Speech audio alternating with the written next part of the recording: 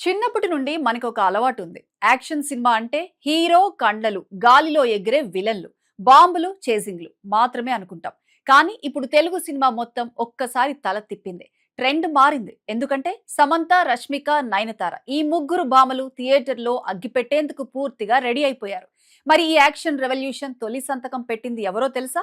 ఆమె మరెవరో కాదు, సమంత. తెలుగు సినిమాలో ప్రేమ కథలతో మొదలై యాక్షన్ తో సత్తా చాటిన అమ్మాయి ఉంది అంటే అది శామ్ మాత్రమే.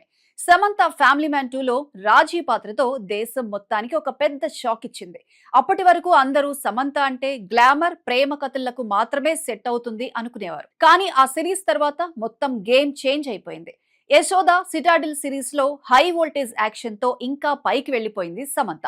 ఇప్పుడు ఆమె నటిస్తున్న మా ఇంటి బంగారం చూస్తే అర్థమవుతుంది ఈ అమ్మాయిని ఎవరూ ఆపలేరు, ఆపే ధైర్యం చేసినా లాభం లేదు అని. ఒక్క సమంతతోనే అయిపోలేదు. ఈ లిస్ట్ లో తర్వాత పేరు వింటే మీరు ఖచ్చితంగా షాక్ అవుతారు. ఆమె రష్మిక మందన్న.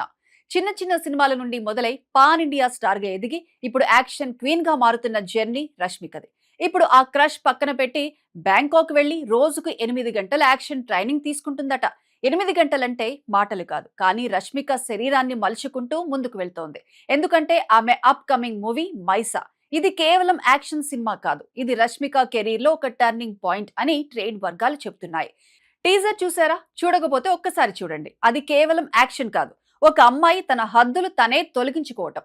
ఇప్పుడు చెప్పబోయేది విన్నాక మీరే అనుకుంటారు ఇంకేం కావాలి అని. ఆమె మన నయనతార. 2 దశాబ్దాలుగా తెలుగు సినిమాలో తన సొంత స్థానాన్ని నిలబెట్టుకుని ఇప్పుడు కొత్త శక్తితో తిరిగి వచ్చిన లేడీ సూపర్ స్టార్ నయనతార. రక్కై ఆ పేరు వింటేనే గుండె గుబేల్మంటుంది. టీజర్ చూస్తే అర్థమవుతుంది ఇది ప్రేక్షకుల్ని సీట్లలో కూర్చొనివ్వని భయంకరమైన యాక్షన్ థ్రిల్లర్ అని. ది బ్లాక్ గోల్డ్ కూడా పూర్తి యాక్షన్ డ్రామాగా తెరకెక్కుతుందని చెప్తున్నారు. నయనతార ఇప్పుడు అందంతో మాత్రమే కాదు, శక్తితో కూడా జవాబు చెప్తోంది.